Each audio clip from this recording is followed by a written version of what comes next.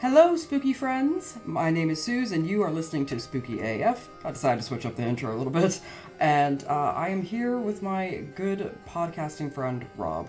That sounds like I'm not friends with you otherwise, but I'm sorry. Rob, how are you? We're not friends otherwise, apparently. We're not. We never speak. We're podcast colleagues now. Like, we constantly, like, we get on the Teams chat, but we put our status to, like, away. Yeah, when Susan and I message each other, we sign off every message with kind regards. Oh no, just regards. With all due respect, which is none. Yeah. I like the idea that, like, our, like, WhatsApp or Telegram messages would be signed off every time with kind regards, like a teenager in Britain signing off every text message with XX.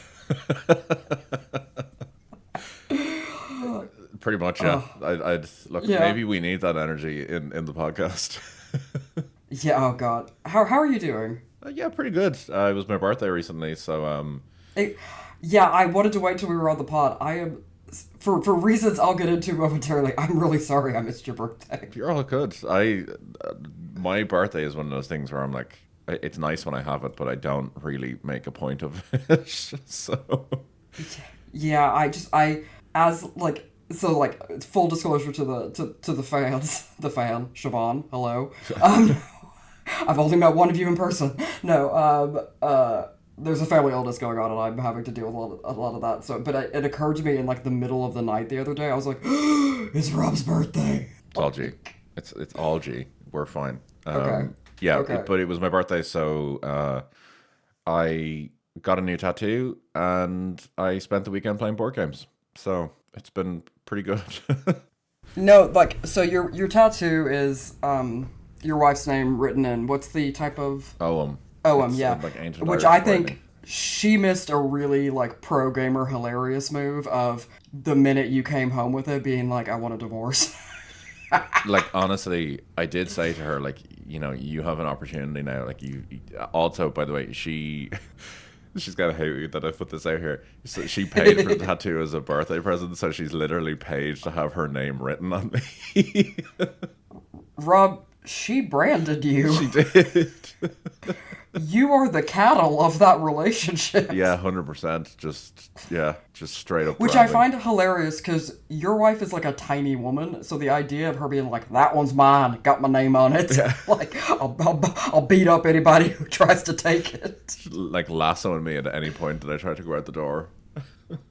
Like, I always think that's what like, the funniest thing is that, like, when your wife playfully insults my husband who's 6'4", and he looks at her like, I don't have to say anything, I could throw you like a football. Yeah, but she brings that, like, she kind of has that She killer sort of mentality though. That, like, She brings that feral chihuahua. yeah, and like that's the problem. Like, you could lose a finger. You could, yeah, because, like, you never know when it's gonna go from, like, playful bite to you're bleeding out on the kitchen floor. Yeah, and that's it exactly. So I'm Yeah. branded now, so apparently I'm safe for the moment anyway. So, You're safe. but I also my friends got me a label maker that embosses them. And Oh my god. it is probably the greatest gift I've ever received because I have made many labels now and just stuck my name on a bunch of shit. So, Would you make me a label? I would like a label. oh, I'll make you a label. Absolutely no problem. I have wanted a label maker almost as long as I've wanted to be infertile. I'll make That's a long time. I'll make you a number of labels. I'll even make you one that just says infertile, if you want. Oh my god. Okay, well, as you know, my birthday's coming up in a couple months, so sorted, you are good to go. Oh god. I need to, so I need to preface this episode, okay? So I was telling you, so, like, I have a potentially very serious family illness going on, so my husband and I are having to do the thing we really, really, really don't want to do, which is fly to Texas. So, doing that this week, geopolitical stuff be damned. So, I have been a nervous wreck the last few days trying to plan things and keep people in my family calm and all that. And so last night I was telling you my friends, two of our friends, their parents we know them really very well, and they invited us over for dinner, and they cooked us this like proper Irish like mammy dinner, and they just like the wine was flowing, and it was a really lovely time, and didn't have to think about anything. I forgot I'm 35, so Yeah. I woke up, and I'm on very little sleep because my watch didn't sync to the time change that just happened here. So I woke up an hour later than I meant to, physically feeling like I have been like put between two donkeys that were like ass to ass, and then they both kicked at the same time. Yep. And so yeah, I'm bringing so I had such a bad headache. I took like a Nurofen Plus. Okay. So, and I'm on my third cup of coffee, so I really, really don't know how this one's gonna go, or the next one, because as y'all know, y'all are listening to the next one the following week. We're still on the couch. So, buckle up. This one might be a ride you won't survive. I just like. Look, we thank you for your service. You know. Yeah. it's. I just ask that. Like, you know, like, keep me, and I'm not a good flyer, keep me and my family in, like, whatever the effective version of thoughts and prayers is, not the, like, one that we don't want to talk about the actual systemic issue going on. Yep. You know, like, like the thoughtful one, of being just like, oh, like, spare a thought. Like, I will that's nice. think of you. Yes. Like, you can be particularly Irish about it, like, light a candle for me, you know. Love a good look. A good candle being lit does a lot of work. I'm Oh, it does. a firm believer in that. Walk into one of the many cathedrals and look at how they popped off on the stained glass. Like, come on. Look, I'm telling you, anytime something comes up in my life, I'll give my mom a shout and I'll be like, look, I need you to go light a candle for me. Yep. Yeah, so light a candle, bonus points if it's got a weird scent, and then if you happen to want to do something in honor of me and my family, something kind of that like really resonates with who we are and what we believe in, I would highly suggest crying in a McDonald's. So It's a good pastime, like that. Yeah, it's fine. Yeah. So I was like, okay, I am feeling unwell, unhinged, and upset, so I am gonna. Since I have to go to Texas, I'm taking y'all there too. Excellent. So, Rob gets his belt buckle ready. Oh, I'm ready. Because it's been a while since, I think the last thing in Texas we did was probably like Texas Bigfoot, right? Oh my god. Yeah, it probably would be actually, yeah. Well, and the thing is, like, Texas has, I looked at like because like the Reddit, like different communities that have these, you know, maps of sightings of things and ghost stories and stuff. And Texas is one of, probably because of the sheer size, is one of like the highest ranking states in the U.S. for kind of paranormal activity. Yeah, there's a lot going on. So and like OG listeners will remember the Black-Eyed Kids. Yeah, and the the alien from like 1897 or something. Well, and the yeah, you're right, shit, and the Marfa-lights. Yeah. But today, Rob, I feel like a monster, so we're doing some Texas cryptids. Excellent. I'm all in on this. And honestly, they're not, like, neither one of them's very long, but I think we can talk about them for a bit. They're both so insane. I was trying to figure out which one I should lead with to then, like, build to the climax of the weirder one, but I don't know. I just don't know. We're spoiled. Yeah. So, again, going with my unhinged, upset, unwell girl boss vibe, I don't have a hell of a lot of sources. I started out with the Cryptid Wiki. And it won't stop us now. Like the Cryptid Wiki, and then went from there to some various, like, small-ish kind of culture society sites, like, Texas Hill Country, which is technically the part of Texas I'm from, and but they have like their own website with, you know, it's one of those tourism things. Yeah. So, and then like there's a website called River City Ghosts and things. So and then naturally Reddit. So I think I'm actively, like, in real time we are deciding how this is gonna go. Actually, you know what? I'm gonna leave it to you. I'm gonna give you the title of them, and you have to tell me which one you want to hear first. Okay, firstly, I just want to make it. It sounded like you were like Minority Reporting right now. I just imagine you in front of a screen, just like looking at like. No, I'm Rob. You know I would be in the pool with like the nodes attached to my head, just like seeing murders, and that's what this is. You're at the screen. You're Tom Cruise. So you're like a cyberpunk Sinead O'Connor, basically. Just plugged into a system. Rob, you've never said something more like complimentary to me and what I want to be in life. Oh, look, I'll maintain that to the day I die. Like, you'd be like, if she's not cyberpunk Sinead O'Connor, I don't know what the fuck is. yeah, And look, somebody's like, there's is certain anything? universal truths in my life. That's one of them. If something like that changes. Yep. So, okay, here we go. Just off vibes, which one do you want to do first? Okay. Dominic's pseudo-goat or the donkey lady of San Antonio? Oh, fuck. We're gonna do both, so there's no wrong answer. We're going to have to go with the goat first. I need to know. Okay, I need to know.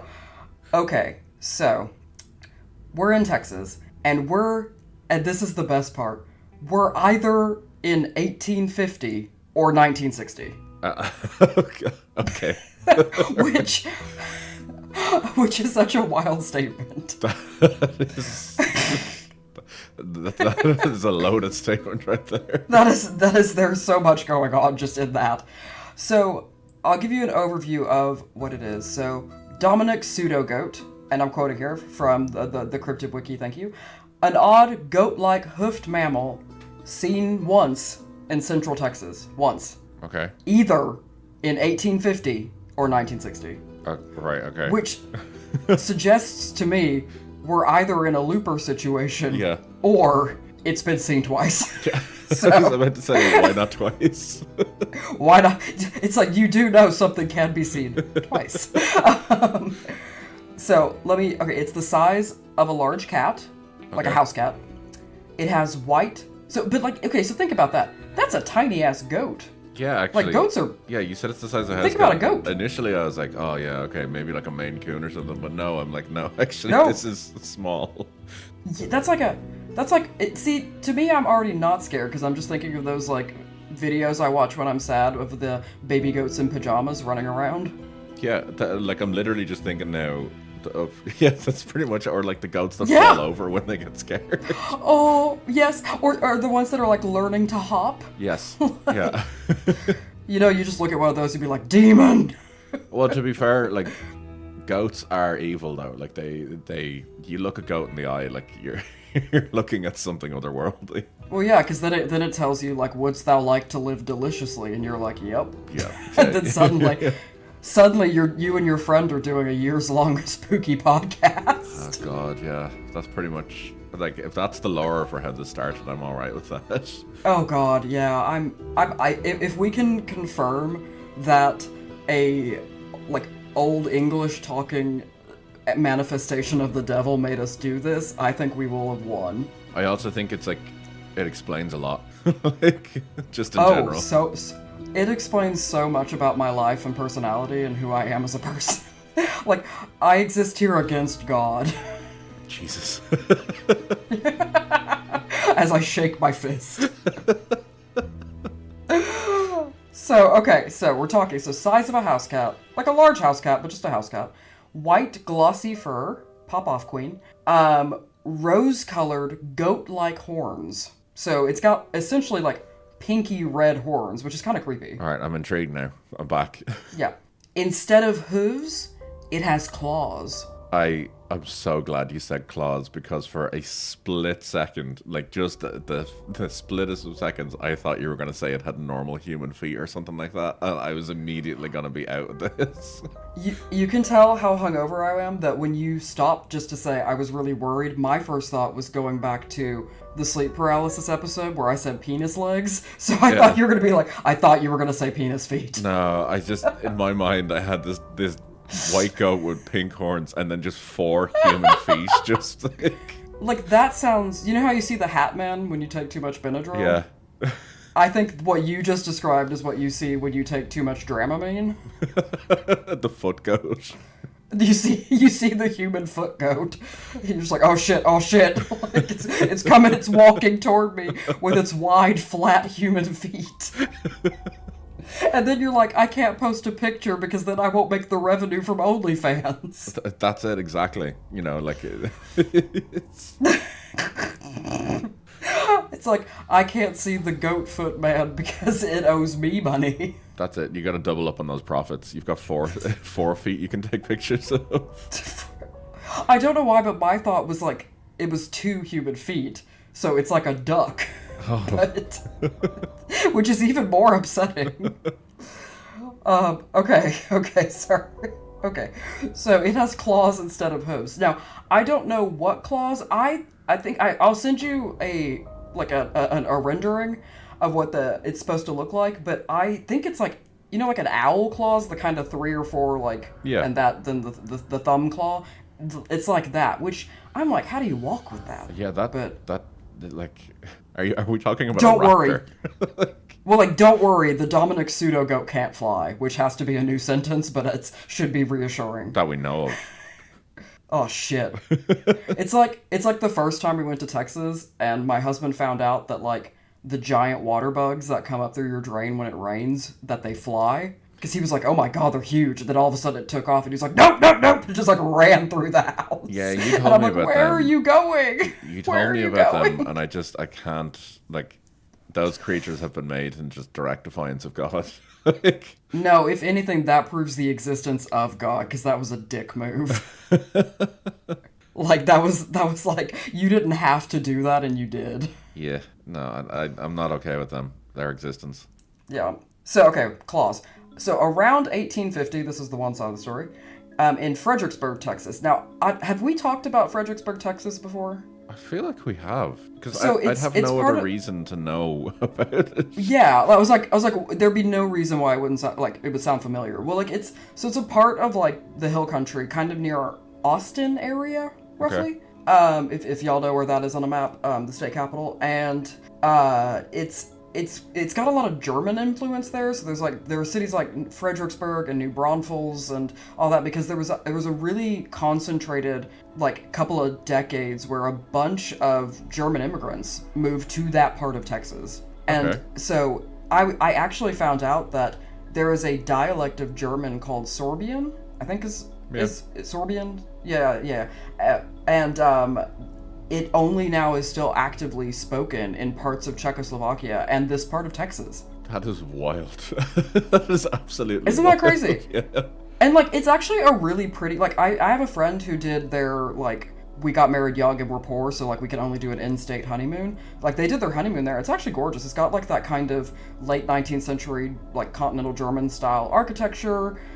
They still, like, are really proud of that heritage, so they do a lot of, like... festivals and, you know, Oktoberfest kind of stuff and things like that. So it's a nice part of the state. Again, you know, it's all relative, but this is why you know this. It is not far from the hottest, coolest times in Texas, Schlitterbahn. Yeah. Okay, that's why I know the name. Yeah. So we're in the German water park part of the state. I really appreciate that Texas is so large that it has its own, like, basically designated district for German water parks. The hottest, coolest times in Texas. Come play Schlitterbahn.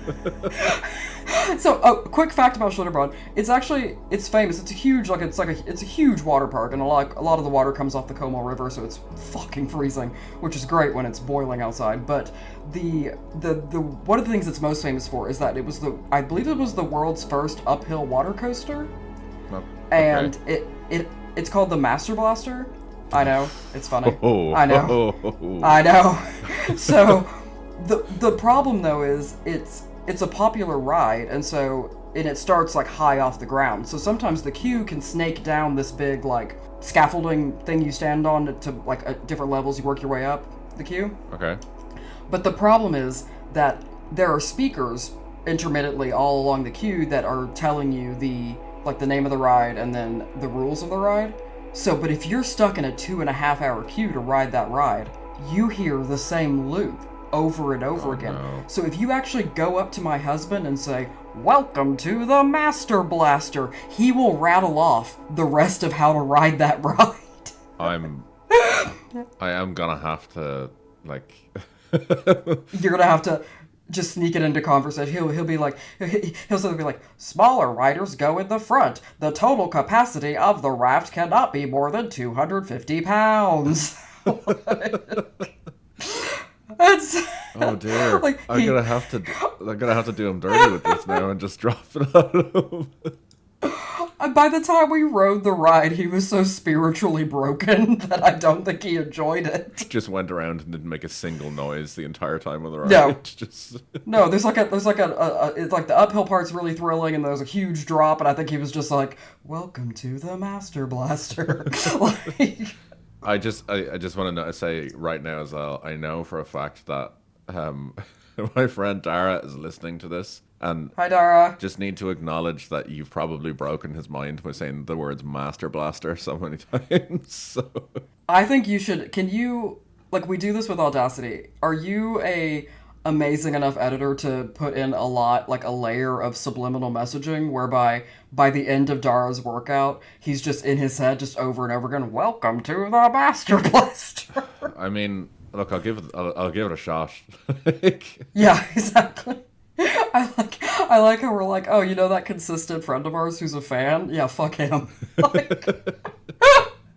Like, let's destroy his mind with essentially infrasound. Yeah, good. He'll appreciate that. Yeah. I hope you're benching heavy, bro. Yeah. Okay. Brah. So, brah. Okay, we're in Fredericksburg, Texas. I'm so sorry. We are still on the first two sentences. Good. So, in 1850, near Fredericksburg, Texas, a French missionary named Emmanuel Dominic. So that's where we get Dominic's pseudo-goat. Because, the first person to, find... I don't know if I'd want that, but anyway. So he talked to an American officer who told him that a Comanche woman kept one of these pseudo-goats as a pet, and that you could find them wild in the woods. So... Right, okay. Yeah, I feel like this might be problematic. Exactly. So I read that, and I was like, why are we dragging in the poor, marginalized Native American population? Leave them alone. like, just stop. Okay. I mean, that was the whole of the 19th century. It was just like, stop. True. Can we not? But yeah, so again, take that with an absolute grain of salt. But then I'm kind of thinking as well, I'm like, okay, well, they said it was a sighting, but now I'm like, well, apparently this woman keeps them as pets. Yeah, you've already found plot holes. Yeah. Well, it's also like so my mom coded to keep this thing as a pet. It is. Like very my mom much would. so. Yeah. I'm like, my mom would take in a stray crocodile if she felt like it needed her bathtub. Yep. She'd be like, "They were gonna put it down," and I'm like, "Mom." Like, she always like, she's like, "You don't understand, Susan." And I'm like, "Oh, God. I do understand, Mom. There's a crocodile in your bathtub." Your initial impression there genuinely sounded like Bobby Hill. Okay, my mother does not sound like Bobby Hill, but she does sound... It is... But she does, like, the way she's, like, stretches out the words when she's trying to convince me that she should keep this wild animal. I just did a disservice to the woman. She doesn't sound like that, but... luckily, she doesn't know how to access podcasts, so this is fine. So, essentially, that's the story, kind of. Okay. So, it's just this guy, this French missionary guy, who apparently saw one of these things in the woods. So, a separate, I thought it would be interesting to see how, I have a quote from the Emmanuel Dominic. So, a very singular animal about the size of a cat, but of the form and appearance of a goat. Its horns were rose-colored, its fur was of the finest quality, which I'm like, how close were you? Yeah, Okay. Yeah, maybe we should keep an eye on this dude if he's like talking about the quality of the fur that much. Well, yeah, and I like want to look the goat in the eye and be like, blink twice if you need help. Yeah. Is he being weird? Is this consensual? It was of the finest quality, glossy like silk and white as snow, but instead of hooves, this little animal had claws.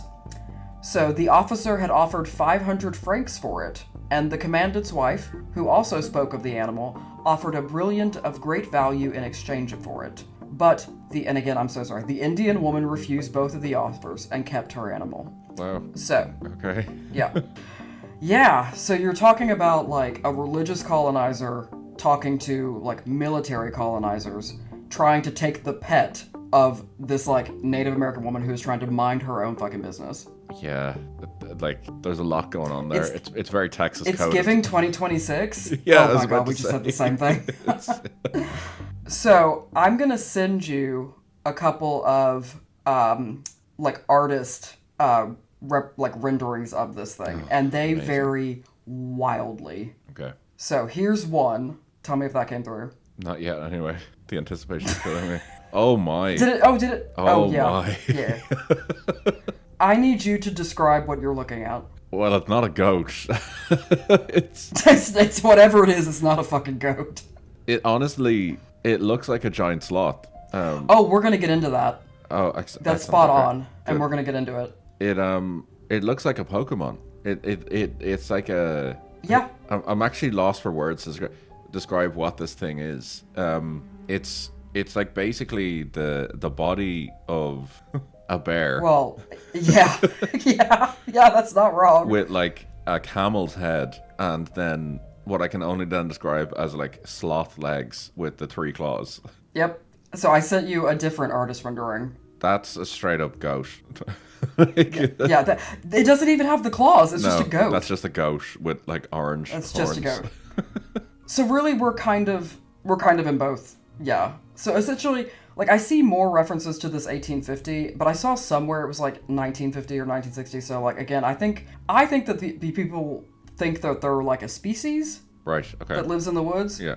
Which, like, if you've ever been in like a woody part of Texas, it is real creepy because it's like, it's not like liminal and comforting like the Scottish Highlands or whatever. It's like dry and dark and like, I don't know. It's not ideal. There's like critters everywhere that want to hurt you. Yeah. So like the Dominic pseudo goat. Apparently, yeah. Yeah. So okay. Yeah. So then the possible explanation is kind of gonna lead us into a larger conversation about cryptids that will take us to the Donkey Lady of San Antonio. Excellent. So, of course, that's a natural segue point. I am nothing if not narratively cohesive. Yep, absolutely. We know that about you. That is the lore. Yes. So, what an awful buildings Ramon. So, this says so. Basically, they're saying it could be a taxonomic anomaly. That it's from, they say it could be an unusual array of ungulate mammals that evolved in the Cenozoic of South America, which was an island during much of that era. Okay. Among them was a family of ungulates known as Homolodotherides. Okay. Which robust forest browsers with claw-like toes instead of hooves that lived in Argentina until about 9 million years ago. It said none of them had true horns. Only the distantly related toxodonts developed dermal horns like those of rhinos. And I'm like, whoa, I never saw rhino horns in any of these depictions. That's a different type of horn. That is, yeah. It said the combination of horns and claws makes it nearly impossible to find a match for this animal in the fossil record. Which is true, because looking at that, I couldn't tell you where that belongs. No, definitely not. So then I was like, I'm like, okay, I'm hungover and old and did a humanities degree. What the fuck is an ungulate? So I got into the taxonomy of cryptids. Phenomenal. So I'm loving where this is going. Yeah. So there is a really cool and crazy list of proposed prehistoric survivors. And so they're divided up by invertebrates, reptilia, mammalia, ungulates, ungulates are just like Afrotheris. Yeah, ungulates They're are just sloths, right? Hoofed mammals. Yeah. Okay, there we go. So yeah, I was like, I knew the term, but I couldn't think of it. Afrotheras, and then primates, and then others, which one day we're gonna get into that other category. Okay, excellent. So essentially, they're saying that the Dominic's pseudo-goat falls into this kind of nodo-ungulate and other meridiungulates, which is includes things like an Astropathere, which is an elephant-like animal discovered at Tiwanaku, but was rejected by Shuker. I'm like, dude, this is like the first time I read in a different language. I'm gonna have to look up every word of what they just said. And then, so it's in the same kind of category as another elephant-like creature, which I need to send you a picture, because they're saying that the goat is from this particular family. So I'm gonna send this to you. This is like a cognate creature, and you need to tell me what it looks like. Okay. I've just realized what the first image you sent me looks like. Holy shit. Okay, firstly, before I deal with that image... before we even touch that. The first one, I've just realized, it looks like a tapir.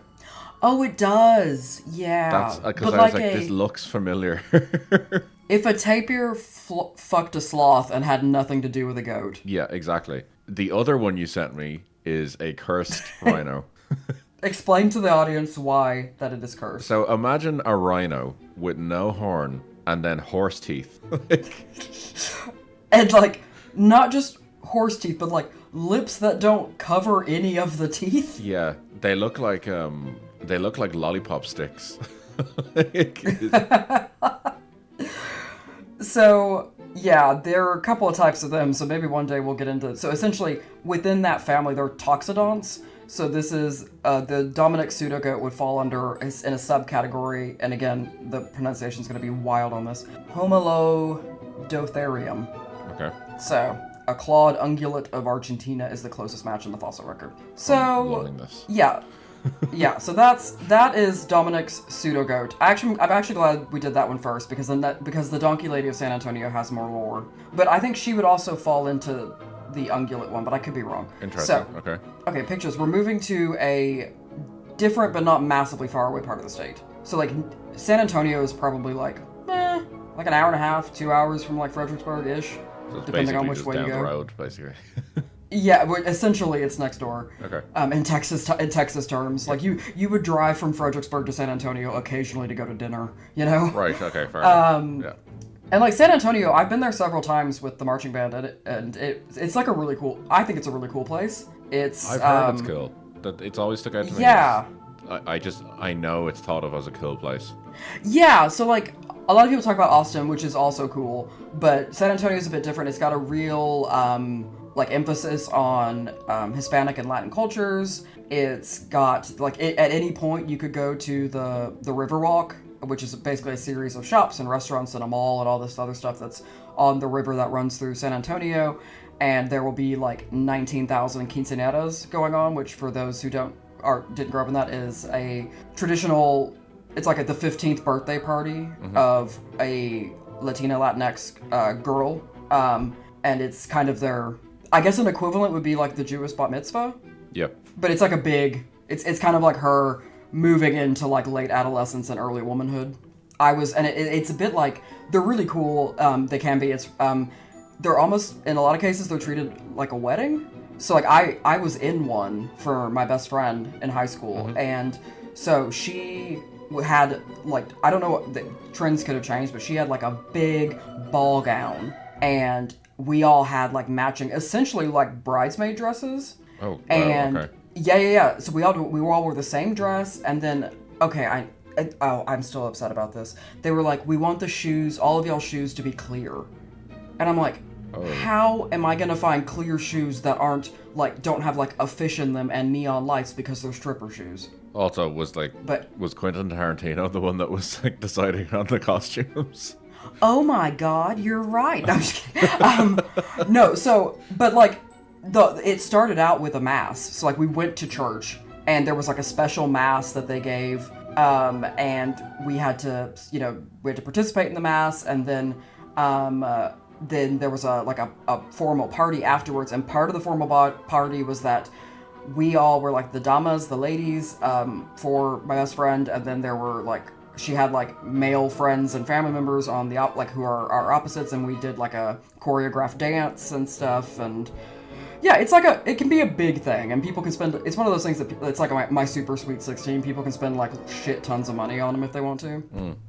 But sorry, that was a bit of a tangent. But anyway, you can see a lot of these and like the photo shoots for them happening on the San Antonio Riverwalk, which is really fun. They've got a lot of great Mexican food and other cultural food there, and there's like the recreation of the Alamo and stuff like that. I quite like San Antonio. Every time I've had to go, I've enjoyed it. Okay. But I believe it's also near San Antonio that. Do you remember the story of the ghost kids that would push your car out of the way of the train tracks? Yes.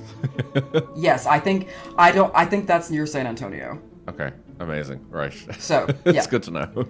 So, there is a bridge literally named Donkey Lady Bridge. Excellent. Like, you can Google Maps it. Phenomenal. Okay. Yeah, which is just amazing. And I think it's one of the few times where we have a paranormal thing that's just like the name of something. Yeah, actually, it's You know what I mean? pretty Like it's pretty on the head. Like it's. It's like the myth influenced the name of it. Yeah.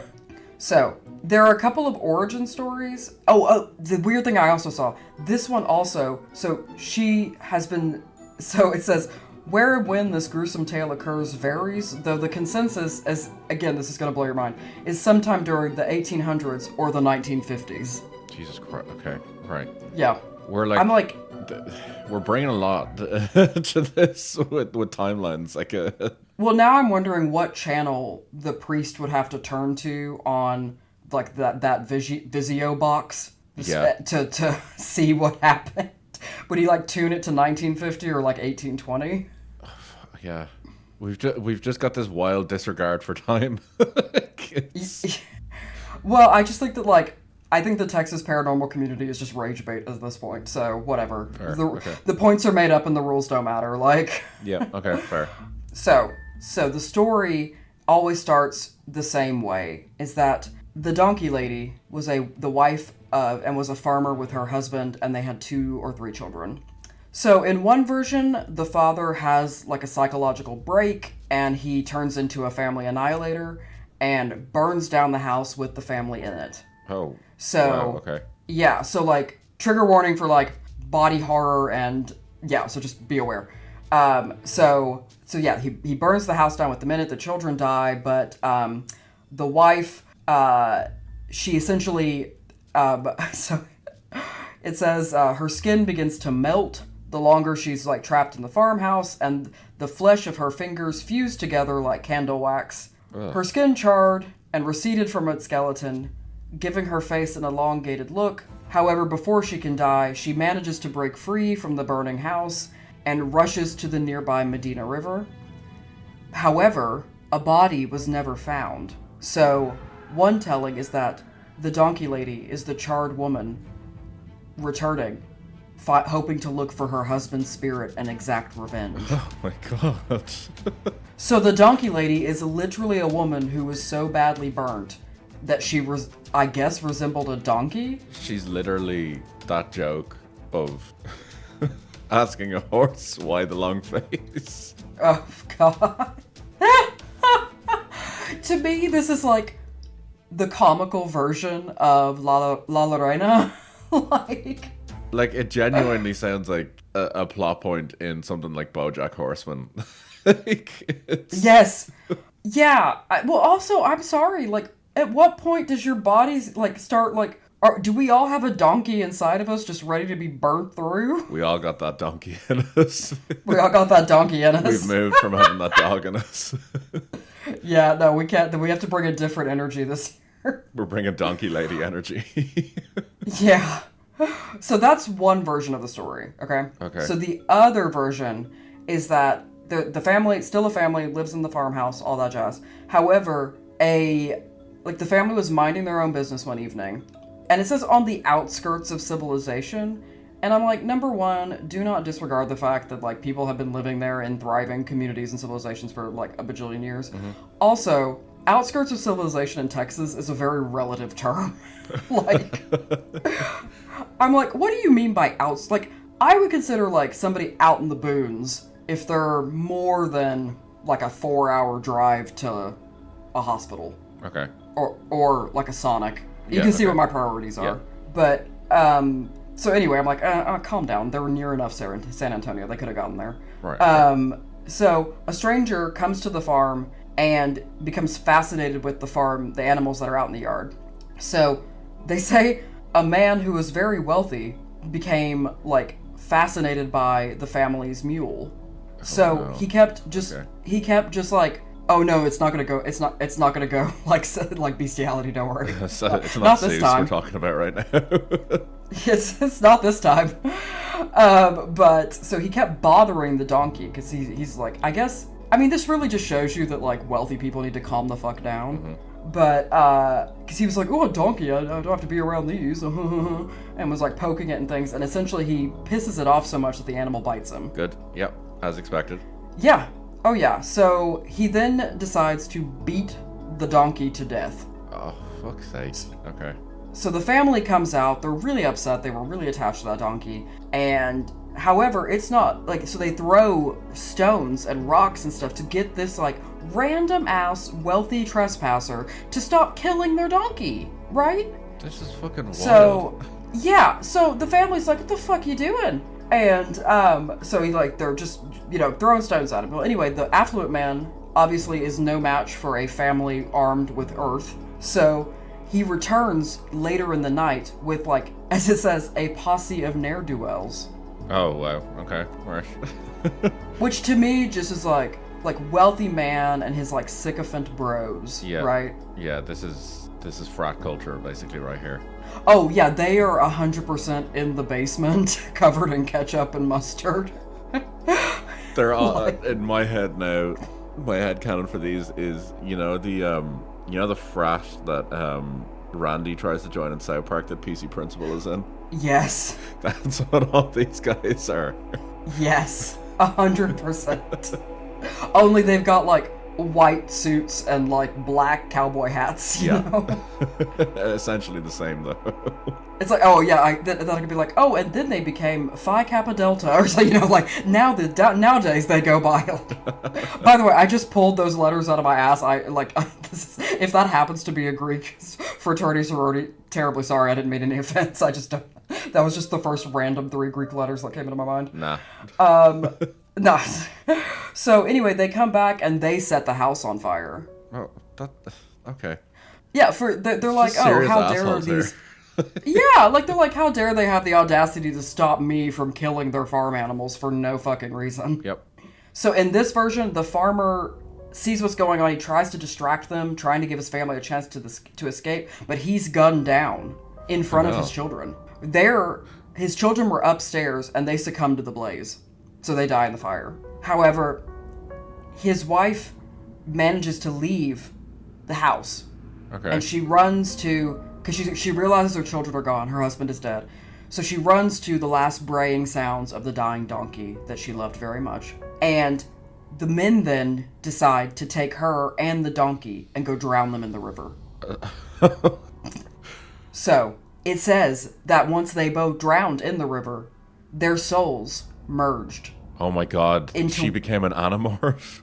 She 100% was the middle bit on, like, the Animorph covers, like the one that they're halfway between. So they merged into one malformation that now terrorizes anyone who comes close to their final resting place. What the fuck? And that's why they call it Donkey Lady Bridge. And that's how we do things around here.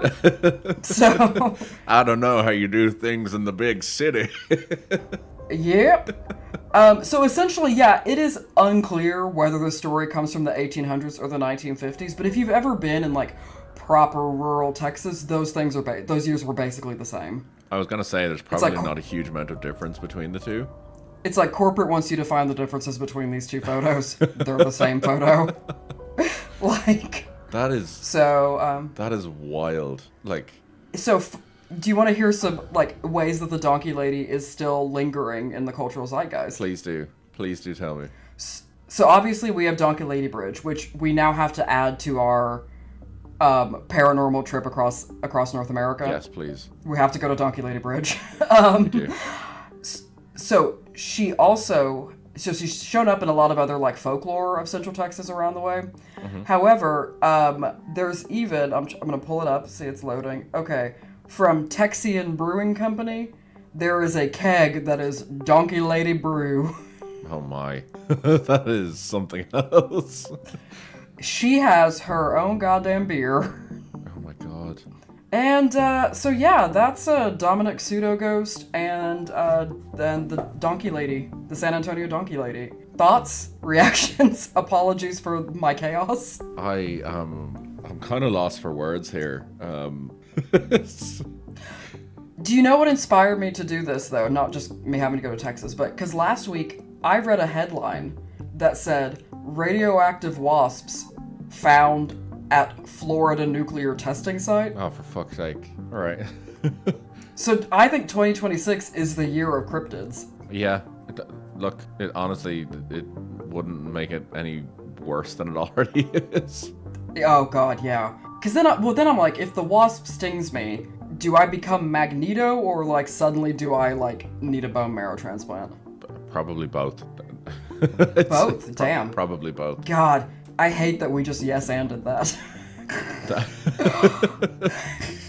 Like just like Peter Parker, basically. You That was a no-but situation, not a yes-and situation. No. Oh my god. Anyway. This is wild. I also looked up Donkey Lady Bridge there. Yeah, you did. Yeah, I did. And I really appreciate that it has a 4.4 out of 5 on Google reviews. I didn't even look at that. That is incredible. Oh, incredible. Well, I want to take like a Polaroid level picture of you in your like full white cowboy outfit with your bolo tie. You're holding a can of Donkey Lady Brew and you're standing in the middle of the night on Donkey Lady Bridge. I'm down. I'm completely fine with that. That will become your LinkedIn profile picture. This is what you're hiring. And then it's followed up with the tag of being self-employed. Self-employed. Like, yeah, you've got that thing on that says, like, ready for work. Guys, you know, the reason we can't produce more of this podcast is because y'all don't financially support us yet. But if you want to, that'd be great, because that'd be great. I'll embrace that life. Because, guys, you think we're weird now? We could be so much weirder. Oh, yeah. This is like a professional courtesy that we have for everyone that we're...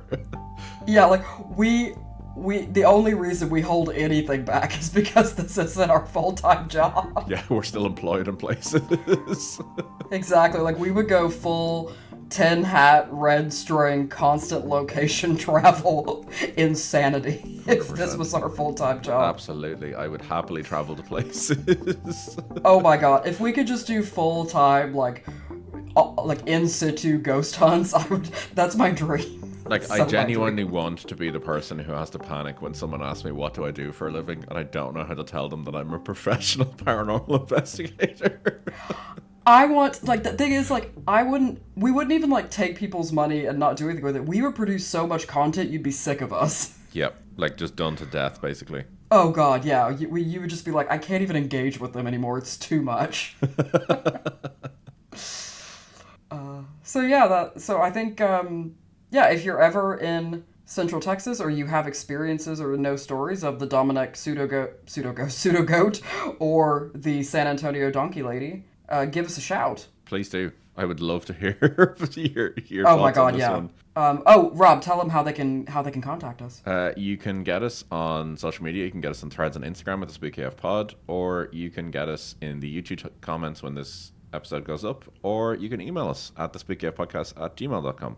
See, I can't actively think that we exist as a podcast at all. I can kind of think about it sometimes, but I really can't. I can't think that, like, we are on YouTube. Like, I can't. I just can't process it. It's a funny one. Like, our yeah. Well, because in my head, all the comments are like awful in my head. So yeah, it's like, our YouTube is kind of funny because it's mostly just people just listening. Like, it's Nice. there's not I mean, really any. that's We don't, ideal. we don't really get too many comments or anything, and it just seems to be people just listening, which is probably the best way to interact with YouTube. Well, yeah, essentially, we want you to put us on, like, at work in the background. I mean, well, okay, I say that, like, please, if you're, like, operating heavy machinery or, like, doing heart surgery, please don't do that. But I like the idea that they're, like, sticking on a YouTube playlist of us and, like, going on, like, a 2-hour commute. Like, that's nice. Yes, absolutely. That's ideal. For sure. So, have a great week. Shout out. Who am I shouting out to this week? Ooh, I want to shout out to someone I think was. I want to shout out to the neurodivergent community because I think that and I can't remember the actor's name, but the actor that was in Begonia was robbed at the Oscars. Oh yeah, yeah. He Like was great, I thought actually. his performance was so emotive and fantastic, and I have so many neurodivergent people in my life, and I was just like, this is amazing representation. He was great. Aiden Delbus. He was I so think was great. his name. Yes, thank you. Yeah. So shout out to all my as my husband would say, and he can say this, so don't worry about it. Rism with the tism. But yeah, know that you are welcome here and supported, and we appreciate what you bring to the world. Absolutely. So everybody else also have a good week. Take it easy, guys. Bye. Bye.